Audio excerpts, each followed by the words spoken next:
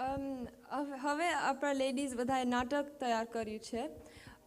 આજે અમે શું રજૂ કરવા જઈ રહ્યા છીએ? એની ગેસીસ? આ પહેલો ક્લુ છે topic નાટકનો. No. This is the second clue. કોઈને ખબર પડી? યસ. હા, હવે આ નવદા ભક્તિને જીવંત કરતું નાટક જે પરમ પૂજ્ય અખંડ સૌભાગ્યવંતા નાના વૌજી મહારાજના માર્ગદર્શનથી પિનર મંદિરના સ્ત્રી ભક્તો કરશે. ચાલો આપને નિહાળીએ નવદા ભક્તિ નાટક. હાય લલિતા. જય સ્વામિનારાયણ વિશાખા. આજે તો સન્ડે છે, તો શું પ્લાન છે તારો? અરે અમારે તો દર મહિનાના પહેલા રવિવારે શ્રી સ્વામિનારાયણ હિન્દુ ટેમ્પલ વડતાલ ધામ પિનરમાં મહિલા તથા યુવતી સભા હોય છે, તો હું તો મંદિર જાઉં છું. પણ તારો શું પ્લાન છે એ તો કે. આ ઉંમરમાં તો કઈ સભામાં થોડી જવાનું હોય, ગાંડી થઈ છે કે શું? મારે તો પાર્ટીમાં જવાનું છે. ચાલ તું પણ મારી સાથે, જો પછી કેવી મજા આવે. એવી પાર્ટી તો જિંદગીભર ચાલ્યા જ કરશે અને એક દિવસ આમ જ મરી પણ જશું. માટે આ લોકના કાર્યની સાથે સાથે ભગવાનની ભક્તિ પણ કરવી જોઈએ. અત્યારે મારી પાસે સુખ અને શાંતિનું કોઈ કારણ હોય તો તે માત્ર ને માત્ર ભક્તિ જ છે. એટલે આજ તું પણ મારી સાથે મંદિરે ભજન ભક્તિ કરવા ચાલ. ભક્તિ તો હું પણ કરું છું. મારા ઘરમાં રોજ સવારે એકવાર ભગવાનને પગે લાગી લઉં છું. બસ એટલી ભક્તિ તો બહુ થઈ ગઈ. ના વિશાખા, એમ ભક્તિ ન થાય. તો ભક્તિ કેવી રીતે કરાય? સાંભળ, ભગવાન સ્વામિનારાયણે પોતાના માતા ભક્તિ દેવીના પૂછવાથી ભક્તિનું સ્વરૂપ બતાવ્યું છે, જેનું વર્ણન શ્રીમદ સત્સંગી જીવનના પ્રથમ પ્રકરણના 36મા અધ્યાયમાં કરવામાં આવેલું છે. તેમજ શ્રીમદ ભાગવતમાં પણ માતા દેવહૂતિના પૂછવાથી ભગવાન કપિલ નારાયણે ભક્તિનું નિરૂપણ કર્યું છે, જેનું વર્ણન વ્યાસ ભગવાને 3જા સ્કંદના 29મા અધ્યાયમાં કર્યું છે. તે કથા હું તને કહું છું. સાંભળ. ભક્તિના કુલ 9 પ્રકાર છે: શ્રવણ, કીર્તન, સ્મરણ, પાદસેવન, અર્ચન, વંદન, દાસ્ય, સાંખ્ય અને આત્મનિવેદન. આ 9 પ્રકારની ભક્તિથી પરમાત્માની પ્રાપ્તિ થાય છે. ભગવાનને પ્રાપ્ત કરવાનો અને શાંતિ પ્રાપ્ત કરવાનો આ કોડવડ છે. તેમાં પ્રથમ આવે છે શ્રવણ ભક્તિ.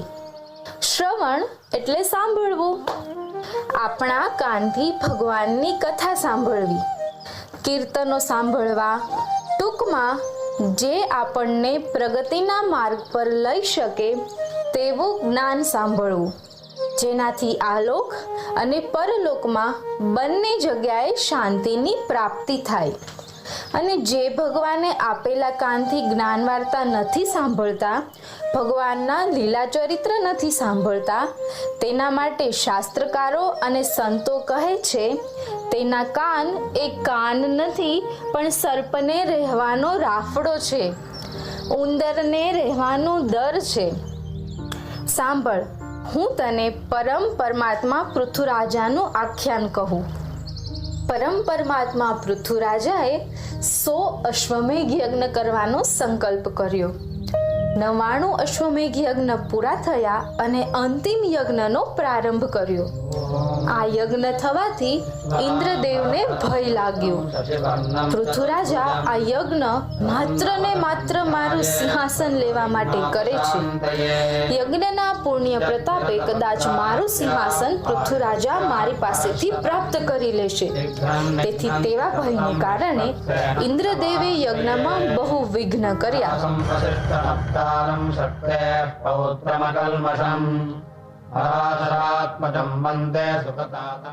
હે બ્રાહ્મણો, આ ઇન્દ્રરાજ તો બહુ વિઘ્ન કરે છે.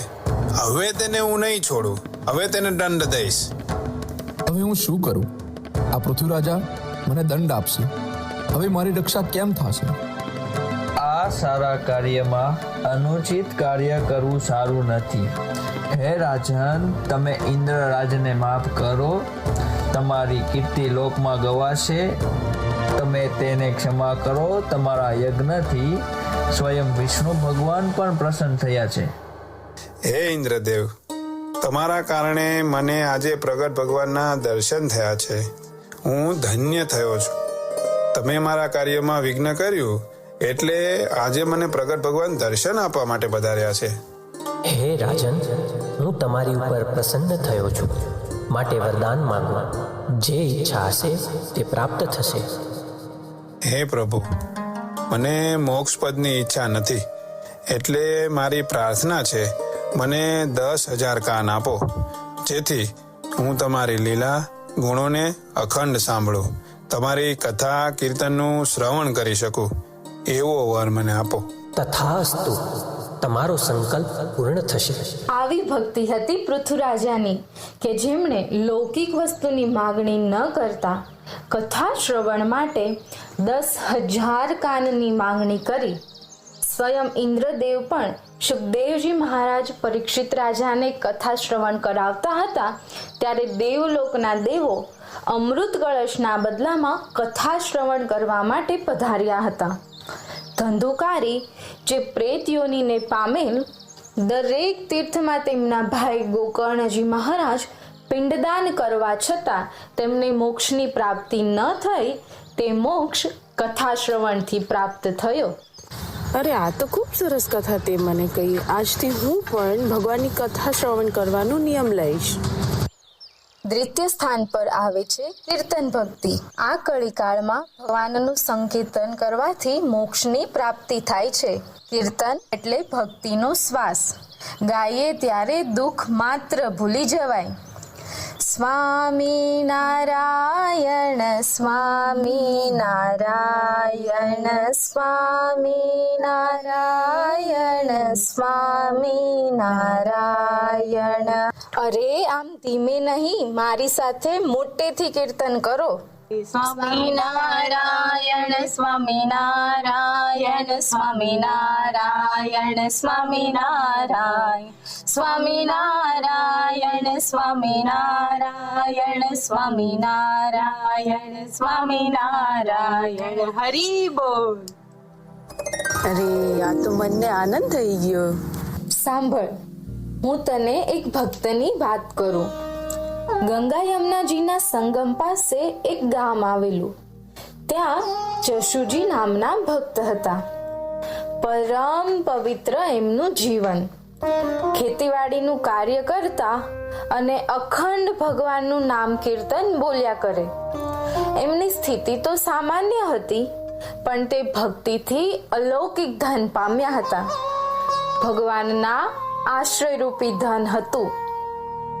એક વખત તેમના ઘરમાં 2 ચોર ચોરી કરવા માટે આવ્યા, પણ ઘરમાં દાગીના, પૈસા કંઈ પણ મળ્યું નહીં.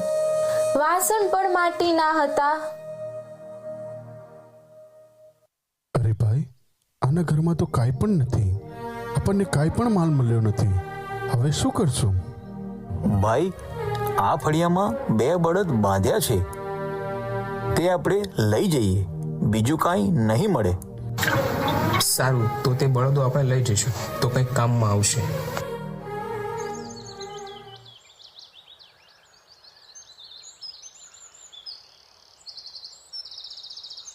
હે ભગવાન, આજે ખેતરે જવાનું બહુ મોડું થયું. ચાલો ત્યારે હવે જલ્દીથી બળદગાડે જોડીને ખેતર જઈએ, નહીતર વાવણી કરવામાં સમય લાગશે. પ્રભુ ઈશ નાઈશ સર્વેશ સ્વામી, નમો દેવના દેવધામી અકામી.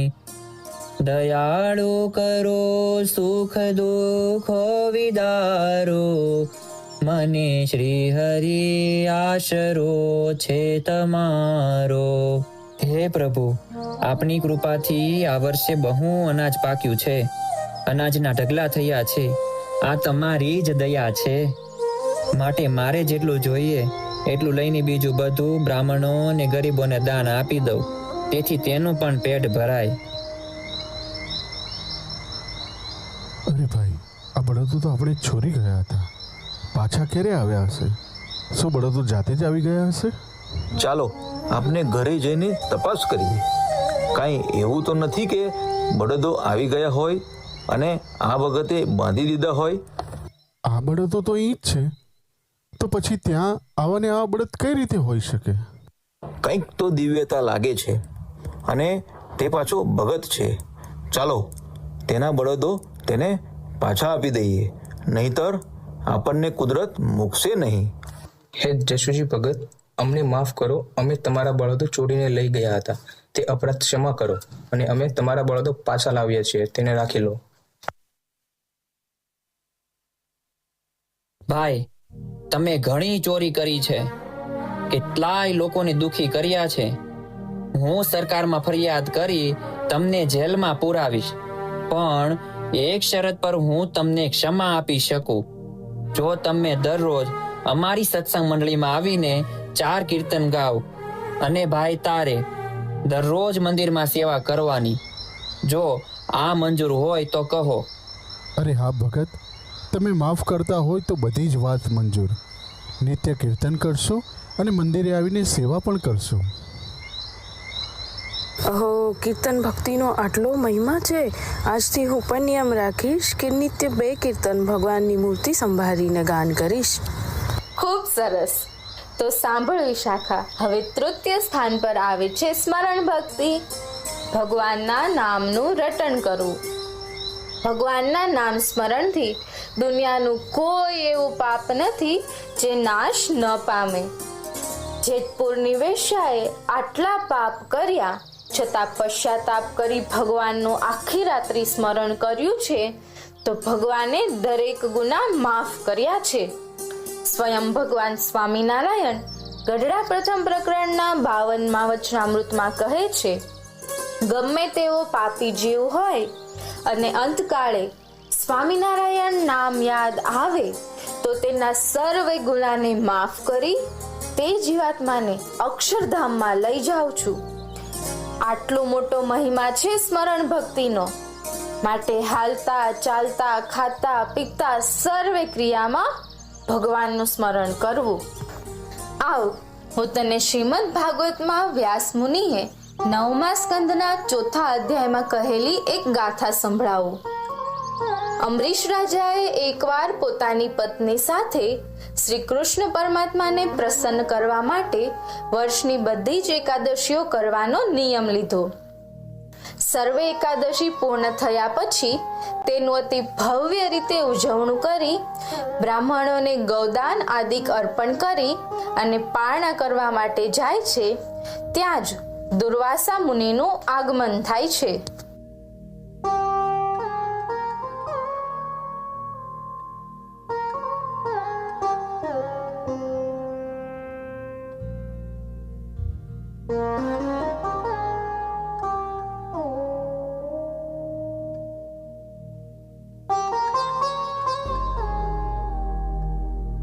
અરે આવો, પધારો મુનિરાજ. આપ બિરાજો, આપનું સ્વાગત છે અને આપને ભોજન કરીને જ જવાનું છે. આપ સર્વ શિષ્ય સહિત અહીં જ ભોજન ગ્રહણ કરો. અમે તમારે ત્યાં જ એકાદશીના પારણા કરીશું, પણ તે પહેલા અમારે નદીમાં સ્નાન કરવા જવું છે. સ્નાન કરીને આવીશું. જેવી આપની ઈચ્છા. આપ સ્નાન કરીને પધારો.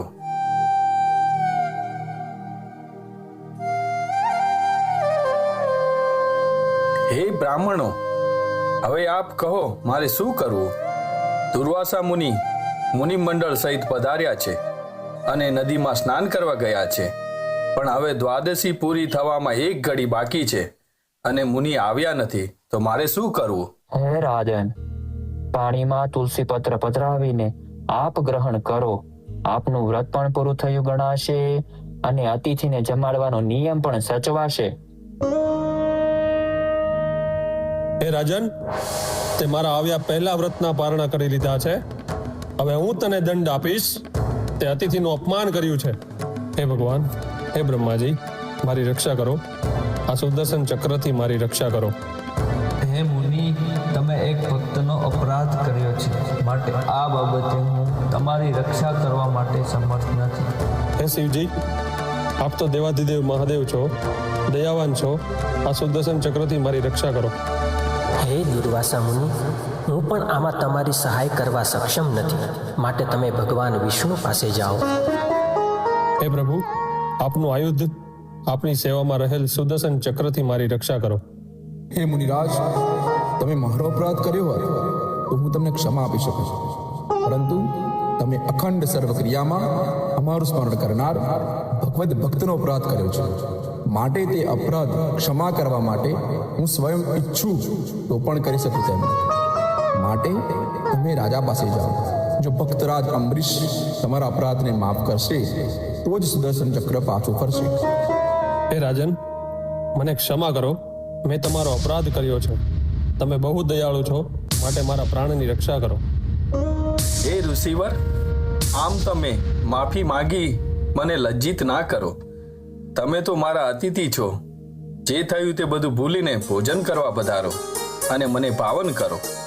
હે મુનિ, તમે મારા કારણે કષ્ટ સહન કરવું પડ્યું, માટે હવે આપ ભોજન ગ્રહણ કરો અને મને કૃતાર્થ કરો. આમ ભગવાને અંબરીશ રાજાની રક્ષા કરી અને તેમની ભક્તિથી ભગવાન પ્રસન્ન થયા. માટે ભગવાન સ્વામિનારાયણે ગઢડા પ્રથમ પ્રકરણના 21, 22 અને 23માં વચનામૃતમાં ભગવાનનું અખંડ સ્મરણ કરવાની આજ્ઞા કરી છે. અરે આ તો બહુ સરસ કથા છે. આજથી હું પણ પ્રયત્ન કરીશ કે હાલતા ચાલતા ખાતા પીતા સર્વે ક્રિયામાં ભગવાનને યાદ કરીશ. હા, આપણે બધાએ અખંડ ભગવાનનું સ્મરણ કરવાનો પ્રયત્ન કરવો જોઈએ. અરે મને તો આ બધી કથામાં ખૂબ રસ પડે છે, માટે તું આગળની ચોથી ભક્તિનો પ્રકાર મને બતાવ ને. અરે આ ભક્તિમાં જે ડૂબે તેને તો આઠે પહોર આનંદ આનંદ થઈ જાય. તો ચાલ હવે હું તને ભક્તિનો ચતુર્થ પ્રકાર એટલે અર્ચન ભક્તિ વિશે જણાવું. અર્ચન ભક્તિ એટલે ભગવાનનું પૂજન કરવું. અને પૂજન ક્યારે થાય છે અને કોણ કરે છે? તો પૂજન આપણાથી જે મોટા હોય તેનું થાય અને જ્યારે મહિમા સમજાય ત્યારે થાય. ભક્તએ પણ નિત્ય ભગવાનની પૂજા કરવી જોઈએ. ભગવાનની પૂજા કર્યા પહેલા મુખમાં અન્નજળ ન મૂકવું, આવી શ્રીજી મહારાજની આજ્ઞા છે. અને જે મૂર્તિની પૂજા તમે કરો છો તે જ મૂર્તિની નિત્ય પૂજા થવી જોઈએ.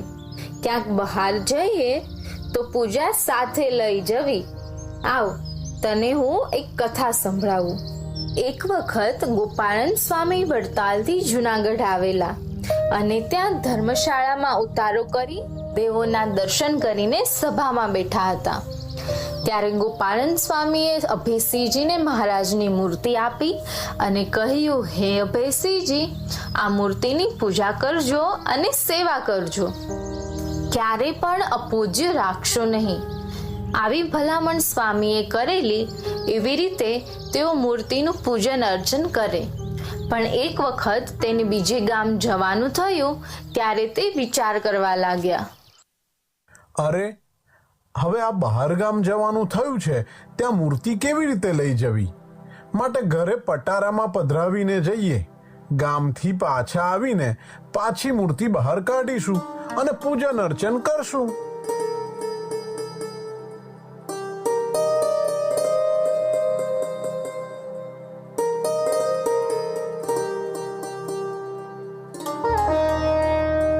હે ભગવાન, આ બહાર ગામથી આવ્યા તે તો બહુ દિવસ થઈ ગયા અને મૂર્તિ તો પટારામાં જ છે. બહાર કાઢ, બહાર કાઢ. પૂજન અર્ચન કરવું ભૂલી જ ગયા. હવે શું થશે? આ અમને બંદીખાનામાં નાખ્યા છે તે હવે ક્યારે છોડશો? હે મહારાજ, મારી ભૂલ થઈ ગઈ. હું વાંકમાં આવ્યો છું, મને માફ કરો. હવે હું આવી રીતે તમને ક્યારેય અપૂજ્ય નહીં રાખું. સદાય તમારી પૂજા અર્ચના કરીશ, તમને પ્રેમથી થાળ જમાડીશ, આરતી સ્તુતિ વગેરે સેવા કરીશ. મને માફ કરો મહારાજ, તમે રાજી થાઓ મહારાજ. આમાં પણ શ્રીજી મહારાજે આજ્ઞા કરી છે કે પોતાના ગુરુ પાસેથી પ્રાપ્ત થયું જે સ્વરૂપ તેની જ પૂજા કરવી. અરે વાહ, ભગવાન જો પ્રત્યક્ષ પૂજાનો સ્વીકાર કરે તો હું પણ આજથી પૂજા લઈશ. કાંઈ વાંધો નહીં. આપણે સૌ ખૂબ જ ભાગ્યશાળી છીએ કે આપણા સ્ત્રી ભક્તોના ગુરુ સ્થાને વિરાજમાન એવા પરમ પૂજ્ય અખંડ સૌભાગ્યવંતા ગાદીવાળા માતુશ્રી તથા પરમ પૂજ્ય અખંડ સૌભાગ્યવંતા વહુજી મહારાજ અવારનવાર અહીં પધારતા જ હોય છે. હું તને તેઓના સ્વહસ્તે જ જલ્દીથી પૂજા પ્રાપ્ત કરાવીશ. લલિતા, હવે તું મને જલ્દીથી બીજા આગળના પ્રકારની બધી ભક્તિની કથા સંભળાવ ને. સાંભળ, હવે હું તને દાસ્ય ભક્તિની વાત કહું. દાસ્ય ભક્તિ એટલે ભગવાનના દાસ થવું.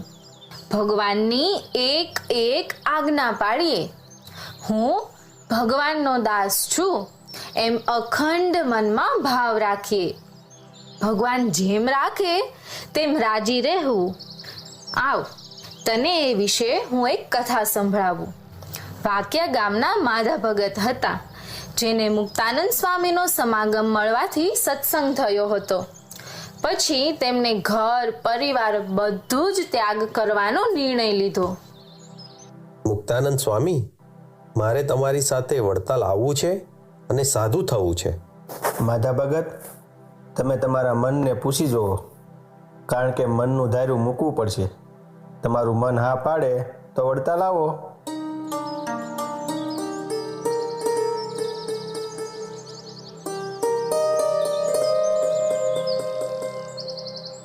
હે મંજીભાઈ, અત્યાર સુધી તે તારું ધાર્યું કર્યું છે, માટે હવે મારે તારું ધાર્યું કરવું નથી.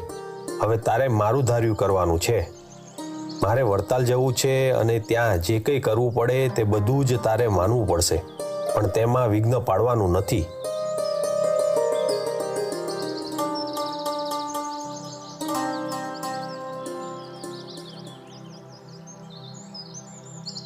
ભગત, તમે સામે ડેલામાં રહેજો.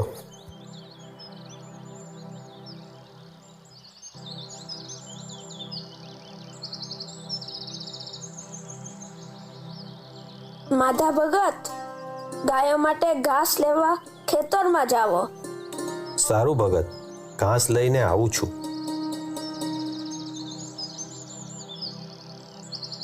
અરે માધા ભગત, તમારે ઘાસ લેવા નથી જવું? આ ગૌશાળામાં સાણ ને એ બધું સાફ કરી દો. સારું સ્વામી, ગૌશાળા સાફ કરી લઉં.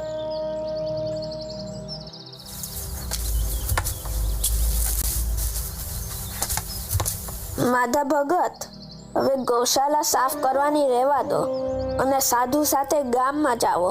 સારું ભગત, ગામમાં જઈ આવીએ.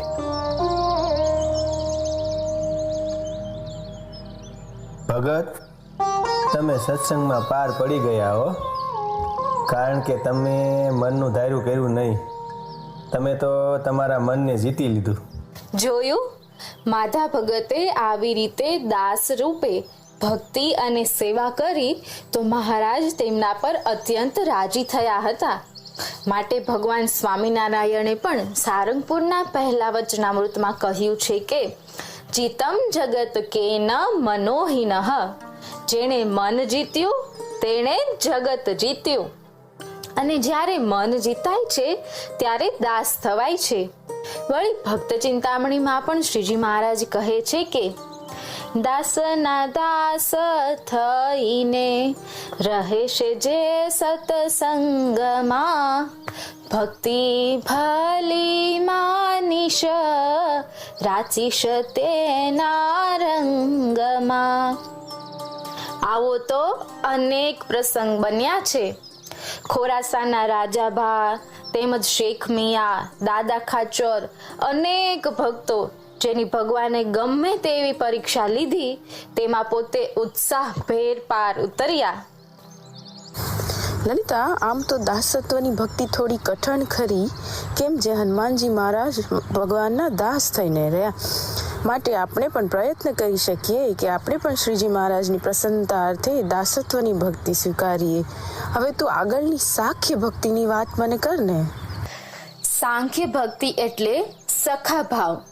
ભગવાનના મિત્ર બની ભગવાનની ભક્તિ કરવી. બ્રહ્માનંદ સ્વામી ભગવાનની સાથે મિત્ર બની ભક્તિ કરતા. વળી પ્રેમ સખી પ્રેમાનંદ સ્વામી પણ સખા ભાવે ભક્તિ કરતા હતા. આવ, તને એક સખા ભક્તિનો પ્રસંગ કહું. સખા ભક્તિમાં શ્રી કૃષ્ણ પરમાત્મા અને સુદામાજીની કથા આવે છે. સુદામા એક ગરીબ બ્રાહ્મણ હતા કે જેઓ પોરબંદરમાં રહેતા હતા. એમના ધર્મપત્નીના કહેવાથી છેક પોરબંદરથી ભગવાનને દ્વારિકા મળવા જાય છે. ત્યારે તેમને એક દ્વારપાળ રોકે છે અને પૂછે છે, એ બ્રાહ્મણ, ક્યાં જવું છે? રસ્તો ભૂલ્યા કે? હે પ્રભુના વાલા, મારે દ્વારકાધીશને મળવા જવું છે. કૃપા મને કહેશો આ રસ્તો ક્યાં જાય છે? મને મહેલ તરફ ક્યાંથી જવાનું? હા, રસ્તો છે તો મહેલનો, પણ અત્યારે તો આ સમય દ્વારકાધીશને પહોંચવાનો છે. તેઓ વિશ્રામ કરતા હશે. હે ભાઈ દ્વારપાળ, મારી ઉપર દયા કરો. હે મારા વાલા, તમે જઈને કનૈયાને કહો કે તેમના બાળ સખા સુદામા તેમને મળવા આવ્યા છે. હે ભાઈ, તમે મારી સ્થિતિ જોઈને હસશો નહીં. હું ગરીબ છું, પણ પરમાત્મા શ્રી કૃષ્ણ મારા મિત્ર છે એ વાત સત્ય છે. તમે મારું નામ આપો જેથી તેઓ મને તુરંત ઓળખી જશે. અરે, અમારા મહારાજને મિત્ર કરવા માટે તમે જ મળ્યા પંડિતજી? અરે, આ તમારી વેશભૂષા તો જુઓ. ફાટેલા કપડાં, હાથમાં લાકડી અને કમરેથી વાંકા વળી ગયેલા બ્રાહ્મણ તે કાંઈ કૃષ્ણના મિત્ર હોઈ શકે? પંડિતજી, તમે માફ કરજો. આવા સમાચાર મહારાજને આપીએ કાં તો જીવ ગુમાવીએ કાં પછી મારી નોકરી જાય. માટે તમારે જો દાન દક્ષિણા જોઈતી હોય તો કહો, બધું તમને મળી જશે. હે વાલા, મારે કાંઈ જોઈતું નથી. હું તો માત્ર મારા મિત્રને મળવા આવ્યો છું. શ્રી કૃષ્ણને કહેજો, માથે પાઘડી નથી, શરીરે સારા વસ્ત્ર નથી, એવા તમારા બાળ મિત્ર, તમારા સખા, તમારા સુદામા તમને મળવા આવ્યા છે. એકવાર જઈને કહો કે તમારા બદનસીબ સખા સુદામા તમને મળવા આવ્યા છે. અરે, અમે સાથે ભણતા, રમતા, જમતા અને ગુરુજીના આશ્રમની સેવા પણ સાથે કરતા. તમે એકવાર કહો તો ખરા. તમે કહો છો કે તમે શ્રી કૃષ્ણના સખા છો, પણ અમે તો ક્યારેય દ્વારકાધીશના મુખેથી તમારું નામ સાંભળ્યું નથી કે નથી તમારી વાત સાંભળી. તો એમ અમે કઈ રીતે માની લઈએ? વાલા, જ્યાં સુધી તમે કનૈયાની પાસે મારી વાત નહીં પહોંચાડો ત્યાં સુધી હું અહીં દરવાજે જ બેસી રહીશ. મારા પ્રાણ જતા રહેશે તો પણ હું મારા પ્રિય કાન્હાને મળ્યા વગર નહીં જાઉં અને નહીં જાઉં. અરે ભાઈ, આ બ્રાહ્મણ તો બહુ વઠી છે. અને આવા દુબળા પતરા બ્રાહ્મણને ચિંતામાં કાંઈ થઈ જશે તો આપણને બ્રહ્મત્યાનું પાપ લાગશે અને આપણી 7 પેઢી નરકમાં જશે. અને સાચે જ જો આ શ્રી કૃષ્ણના મિત્ર હશે તો આપણને દંડ થશે. તેમને કાંઈ પણ થશે તો આપણને મૃત્યુદંડ મળશે. આપણે એક કામ કરીએ, સંદેશો દ્વારકાધીશને પહોંચાડી દઈએ, એ જ બરાબર રહેશે. અરે, મને તો બંને બાજુ ખીણ દેખાય છે. સંદેશો પહોંચાડીએ ને ક્યાંક આ મિત્ર નહીં હોય તો પણ દંડ મળશે, અને સંદેશો ના પહોંચાડીએ ને આ બ્રાહ્મણના પ્રાણ જતા રહેશે તો પણ દંડ મળશે. માટે આ સંદેશો તો તમે જ પહોંચાડો, કારણ કે મારે તો છોકરા છે અહીંયા પણ નાના છે અને તમારા તો હજી લગ્ન નથી થયા, કુંવારા છો એટલે ચાલશે.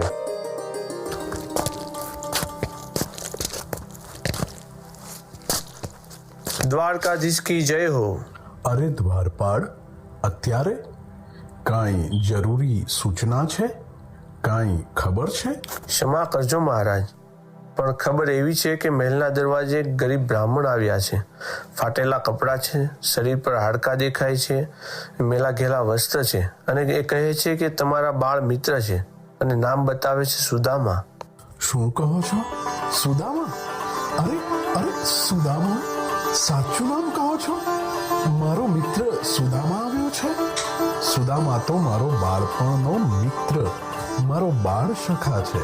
અરે પ્રભુ, ક્યાં ચાલ્યા? આ વસ્ત્ર તો સંભાળો. અરે આ ચરણ પાદુકા તો પહેરો. અરે આ ખેસને તો સંભાળો. અરે દેવી, આજ તો મારો મિત્ર આવ્યો છે. અરે સુદામા, મારા બાળ મિત્ર, મારા સખા, તમે આમ બહાર કેમ ઊભા છો? આવો આવો, મારી સાથે આવો. મનમાં કાંઈ સંકોચ ન રાખતા. અરે આ મહેમાન તો અજીબ છે, જેને મળવા મારો નાથ આમ દોડી આવ્યા છે. રૂકમણી દેવી, મારા મિત્રના સ્વાગતની તૈયારી કરો. અમારા બાળપણનો મિત્ર છે. હે દ્વારકાધીશ, હે મારા પરમ મિત્ર, હું તો તમારા ચરણમાં બેસવા લાયક છું. આ રાજ સિંહાસન ના હોય, હું તો ગરીબ બ્રાહ્મણ છું. અરે તમે મને ઓળખ્યો એ જ મારે તો ઘણું છે. અરે મિત્ર, મને મહારાજ નહીં પણ કનૈયો કહીને બોલાવો. તમારો એ જ બાળ સખા છું. તમારે જે જોઈએ તે કહો.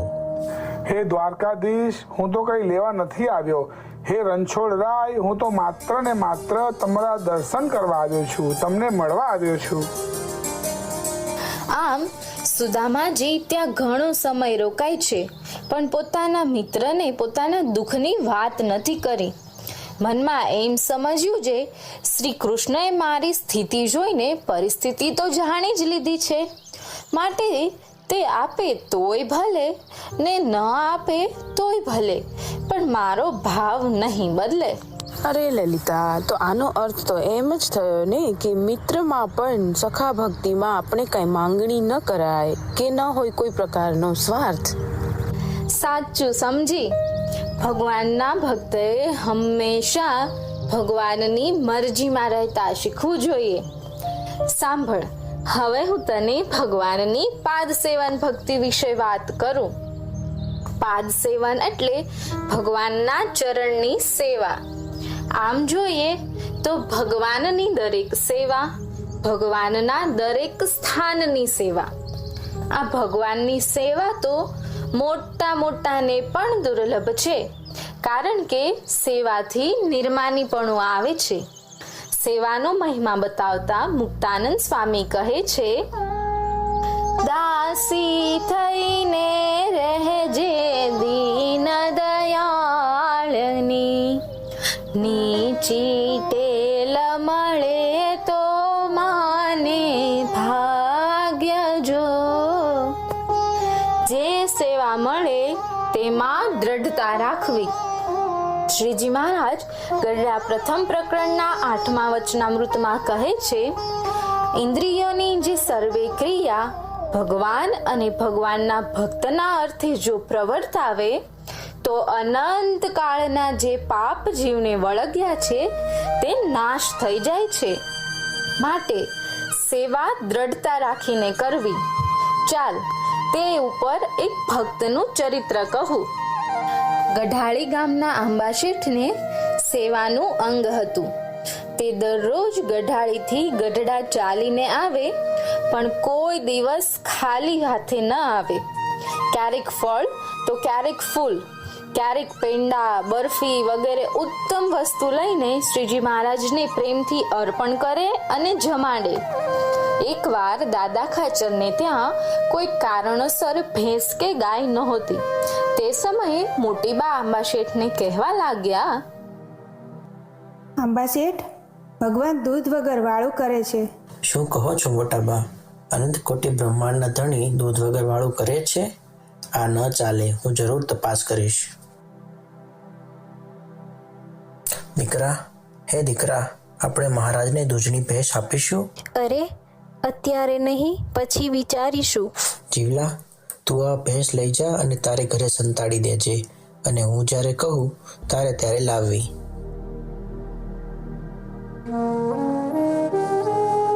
ભલે શેઠજી, તમે કહેશો ત્યારે લાવીશ.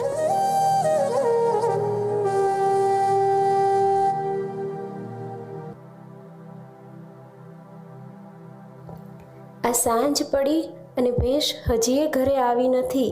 ન જાણે ક્યાં ગઈ હશે. તમે જાઓ ને ભેંસને શોધી લાવો. આમ ક્યાં સુધી બેસી રહેશો? સારું, ભેંસ શોધવા જાઉં છું. મળે એટલે લઈને આવું. ચાલ દીકરા, આપણે ભેંસ શોધવા જઈએ. બાપા, આપણે બહુ શોધી પણ મળતી નથી. હવે શું કરીશું? ભેંસ ક્યાંય મળી નહીં.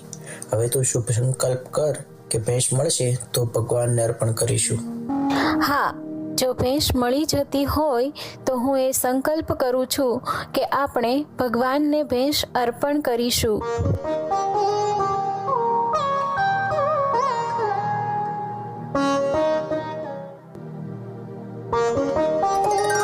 જોયું, આ ભગવાનને અર્પણ કરવાનો સંકલ્પ કર્યો કે તરત જ ભેંસ મળી ગઈ. હે મહારાજ, આ ભેંસ તમને અર્પણ. આમ આપણા સત્સંગમાં લાધા ઠક્કર, કુંડળના રાયબા તેમજ લાડુબા, જીવુબા તથા રતનજી, મિયાજી આદિ કે ખૂબ ભાવથી ભગવાન તથા ભગવાનના ભક્તોની સેવા કરી છે. લલિતા, આમ તો ભગવાનના અર્થે આપણે સેવા તો કરવી જ જોઈએ, તન મન ધનથી જે રીતે બની શકે એ રીતે. હા, કેમ નહીં? મંદિરમાં કચરા પોતા કરવા, દેવોની સેવા કરવી, આચાર્યશ્રીની સેવા કરવી. શ્રીજી મહારાજે પણ શિક્ષાપત્રીમાં આજ્ઞા કરી છે કે પોતાના સામર્થ્ય પ્રમાણે સેવા જરૂર કરવી. અરે વધારે સેવા ન કરી શકે તો કાંઈ નહીં, પણ શ્રીજી મહારાજની આજ્ઞા મુજબ વર્ષમાં જે કાંઈ આવક આવે તેમાંથી 10-20 ભાગ જરૂરથી કાઢવો. તો આજથી હું પણ નિયમ લઉં છું કે નિત્ય મંદિરે તો દર્શન કરવા જઈશ જ, પણ એના સાથે જે કાંઈ સેવા હશે તે અડધો કલાક કરીશ અને 10-20 ભાગ તો જરૂર કાઢીશ. આ તો બહુ જ સારું કહેવાય. ખૂબ સરસ. આ તો થઈ સેવા ભક્તિની વાત. હવે હું આગળ તને આત્મનિવેદન ભક્તિ વિશે સમજાવું. આત્મનિવેદન એટલે આત્મસમર્પણ, જ્યાં હું પણ નથી, સર્વસ્વ ભગવાનને અર્પણ થાય છે, પોતાનો આત્મા પણ. જ્યારે જીવાત્મા પોતાનું સર્વસ્વ ભગવાનને અર્પણ કરે છે ત્યારે સ્વયં ભગવાન તેની રક્ષા કરે છે. દ્રૌપદીજી, પ્રહલાદજી, સુધન્વાજી, અંબરીશ રાજા, જેને સ્વયં ભગવાને શિક્ષાપત્રીમાં યાદ કર્યા છે, આ સર્વે ભક્તોની ભક્તિ આત્મનિવેદી હતી. આત્મનિવેદી ભક્તિ કહેવાય કોને એ વિશે એક ચરિત્ર તને કહું. આત્મસમર્પણ ભક્તિ બલિરાજાની શ્રેષ્ઠ ગણવામાં આવે છે. બલિરાજા જ્યારે યજ્ઞ કરતા હતા ત્યારે સ્વયં ભગવાન વામનનું રૂપ ધરી તેમની પાસે ભિક્ષાની માગણી કરે છે. ભિક્ષામ દેહી, હે રાજન, મને ભિક્ષા આપો, હું તમારા દ્વાર પર આવ્યો છું. હે બટુક બ્રહ્મચારી, તમારે જે જોઈએ તે માગો. હીરા, જવેરાત, માણેક, રત્ન, અન્ન, ધન, વસ્ત્ર, જે જોઈએ તે માગી લો. હે રાજન, મારે આમાંનું કાંઈ પણ નથી જોતું. મારે તો માત્ર 3 પગલા પૃથ્વીની યાચના છે. અરે બટુક બ્રહ્મચારી, આ બધું મૂકીને તમે માત્ર 3 પગલા પૃથ્વી માગી? હે બ્રહ્મચારી, હજુ વિચારી લેજો. મારા જેવો દાતાર તમને ફરી ક્યાંય નહીં મળે. મારે માત્ર 3 પગલા પૃથ્વીની યાચના છે, જે મારી કહેવાય, જે સ્થાન પર હું શાંતિથી તપ કરી શકું. અમે સંતોષિત છીએ, અમારે વધારે કાંઈ જોતું નથી. હે બલિરાજા, તમે આ બ્રહ્મચારીને નાના બાળક ન માનશો. તમે એની વાતમાં ન આવો. આ કોઈ સામાન્ય ભિક્ષુક નથી. આ તો સ્વયં વિષ્ણુ રૂપ બદલીને આવ્યા છે. તમારી સાથે છલ કરે છે, અને તમે જો એની કાલી ગેલી મીઠી વાણીમાં ફસાશો તો અંતે પછતાવું પડશે. તમને લૂંટી લેશે. એ આચાર્ય, મેં તેમને વરદાન આપ્યું છે અને હું વચનથી બંધાઈ ગયો છું, માટે હું પીછેહઠ ન કરી શકું. હે બટુક બ્રહ્મચારી, તમે તમારા ચરણથી 3 પગલા પૃથ્વી માપો. જેટલામાં 3 પગલા ભરાશે એના પર તમારો જ અધિકાર થશે. આજ હું ધન્ય છું કે સ્વયં પરમેશ્વર જે બીજાને આપનાર છે એ પરમેશ્વર આજ મારે આંગણે એક ભિક્ષુક બનીને આવ્યા અને મને આપવાનો અવસર પ્રાપ્ત થયો. હું કૃતાર્થ થયો. મારા દાનનો સ્વીકાર કરો. સારું, તમે જેમ કહો તેમ. હે રાજન, આ મારા 2 પગલામાં તો તારું સર્વ રાજ્ય આવી ગયું. હવે હું આ 3જું પગલું ક્યાં ભરું? મારા ચરણ ક્યાં મૂકું? હે પ્રભુ, આપ 3જું ડગલું ભરતા આપનું ચરણ મારા મસ્તક ઉપર રાખો. અને મને ધન્ય કરો. આવી રીતે ભગવાન વામનજીએ બલિરાજા પાસેથી 3 પગલા પૃથ્વીના બદલામાં આકાશ પાતાળ સર્વે લઈને બલિરાજાને સુતળ લોકમાં રહેવાની આજ્ઞા કરી. બલિરાજાએ પોતાનું સર્વે રાજ્ય અર્પણ કર્યું અને અંતમાં પોતાનું દેહ પણ સમર્પિત કરી દીધો. આને કહેવાય આત્મનિવેદી ભક્તિ. સાંભળ વિશાખા, હું તને વંદન ભક્તિની રીત કહું. વંદન એટલે પોતાની અંદર દાસ ભાવ રાખીને મન, કર્મ અને વચનથી હાથ જોડવા. વંદન 2 પ્રકારથી થાય છે. પુરુષ ભક્તો માટે અષ્ટાંગ પ્રણામ અને સ્ત્રી ભક્તો માટે પંચાંગ પ્રણામ. બંને પગ, બંને હાથ, બંને ઘૂંટણ, વક્ષસ્થળ, મસ્તક, દ્રષ્ટિ, વચન અને મન, આ થયા અષ્ટાંગ પ્રણામ. અને બંને હાથ, ઢીંચણ, મસ્તક, વચન અને દ્રષ્ટિથી પ્રણામ કરવા તેને કહેવાય પંચાંગ પ્રણામ. આમ અક્રૂરજીની પેઠે ભગવાનનું મહાત્મય સમજીને વંદન કરવાથી કેવા ફળની પ્રાપ્તિ થાય છે તે વિશે હું તને એક કથા સંભળાવું. મૃકંડ મુનિના ભાગ્યમાં સંતાન પ્રાપ્તિ હતી નહીં, જે માટે તપસ્યા કરતા ભગવાન શિવે વરદાન આપતા 2 શરત મૂકી. પ્રથમ શરત મૂર્ખ પુત્ર સંપૂર્ણ આયુષ્ય અને બીજી શરત બુદ્ધિવાન પરંતુ 16 વર્ષનો અલ્પ આયુષ્ય પુત્ર. મૃકંડ મુનિએ બીજું વરદાન સાર્થક કરવા કહ્યું અને તેમને ત્યાં માર્કંડેય મુનિનો જન્મ થયો. જ્યારે મુનિરાજ 16 વર્ષ પૂર્ણ થવામાં અંતિમ દિવસ બાકી હતો ત્યારે તેઓ દેવાલયમાં ભગવાન શિવશંકર પાસે જઈ શિવલિંગને નમસ્કાર કરી હાથ જોડીને મહામૃત્યુંજય મંત્રનો જપ કરવા લાગ્યા. અખંડ વંદન પ્રાર્થના કરતા દિવસ પૂર્ણ થયો અને ધર્મરાજના આદેશથી યમદૂતો તેડવા આવ્યા. ઘણા પ્રયાસ કરવા છતાં યમદૂતો મુનિરાજની પાસે જઈ શકતા નથી. ત્યારે સ્વયં ધર્મરાજ પ્રગટ થાય છે.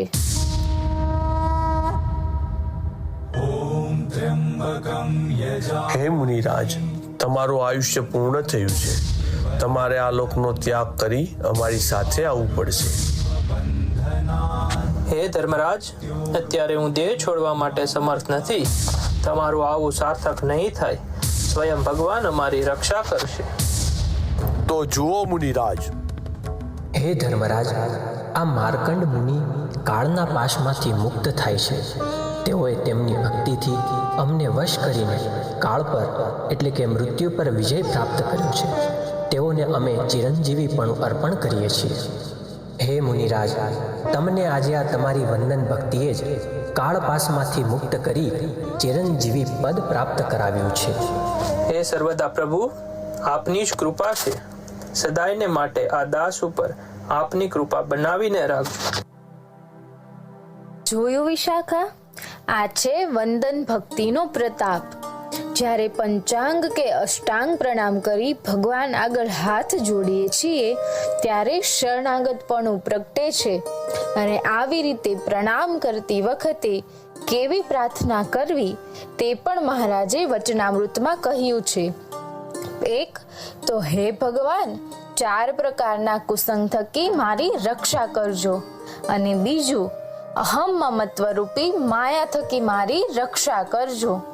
અરે સ્વયં શ્રીજી મહારાજ પણ નિત્ય દંડવત કરતા હતા. શું ભગવાન પણ દંડવત કરતા? ભગવાનને વળી દંડવત કરવાની શી જરૂર? અરે મહારાજે તો ચાતુર્માસમાં રોજ દંડવત કરવાનું નિયમ લીધેલું અને એમાં પણ એક દંડવત વધારે કરતા. જો જાણે અજાણે મન, કર્મ, વચને કરીને કોઈ ભક્તનો અપરાધ થયો હોય તો તેની ક્ષમા યાચના માટે. અરે ભગવાન પણ જો રોજ દંડવતનો નિયમ રાખતા હોય તો આપણે પણ પંચાંગ પ્રણામનો નિયમ રાખવો જોઈએ. આજથી હું પણ નિત્ય પંચાંગ પ્રણામ કરવાનો નિયમ રાખીશ. લલિતા, ખરેખર આ 9 પ્રકારની ભક્તિ જાણીને તો મને ખૂબ આનંદ થયો. અત્યાર સુધી તો મારા મનમાં એમ જ હતું કે બસ મંદિરે જાઉં, માળા ફેરવવું અને વાંચન કરવું, બસ એનું નામ ભક્તિ. પણ તે મને ખૂબ સરસ રીતે સમજાવ્યું. જ્યારે આ એક ભક્તના ચરિત્ર સાંભળ્યા ત્યારે મને ખબર પડી કે ભક્તિ એટલે દેખાડો નહીં પણ અંતરનો ભાવ. ભક્તિ એટલે આત્માનો પોકાર. ભક્તિ એટલે આત્માનો ખોરાક અને મોક્ષનું ભાતું. ભક્તિ એટલે બંધન નહીં પણ પ્રેમનું સ્વરૂપ. સાચે જ જ્યારે ભક્ત આ 9 પ્રકારની ભક્તિની દ્રઢતા કરી ભગવાનનું ભજન કરે છે ત્યારે આલોક અને પરલોક બંને લોકનો પરમાનંદ પ્રાપ્ત થાય છે. સ્વામી નારાયણ સ્વામી નારાયણ સ્વામી નારાયણ હરે હરે સ્વામી નારાયણ સ્વામી નારાયણ સ્વામી નારાયણ હરે હરે સ્વામી નારાયણ સ્વામી નારાયણ સ્વામી નારાયણ હરે હરે સ્વામી નારાયણ સ્વામી નારાયણ સ્વામી નારાયણ હરે હરે સ્વામી નારાયણ સ્વામી નારાયણ શ્રી ઘનશ્યામ હરે હરે સ્વામી નારાયણ સ્વામી નારાયણ શ્રી ઘનશ્યામ હરે હરે સ્વામી નારાયણ. જોયું, આપણા મમ્મી અને માસીઓ પોતાના બિઝી સ્કેડ્યુલમાંથી ટાઈમ કાઢીને આપણા માર્ગદર્શન માટે 9 પ્રકારની ભક્તિ કરી ભગવાનને કેવી રીતે રાજી કરવા એ શીખવીએ. ખૂબ જ સરસ નાટક કર્યું. Please give another round of applause for the ladies.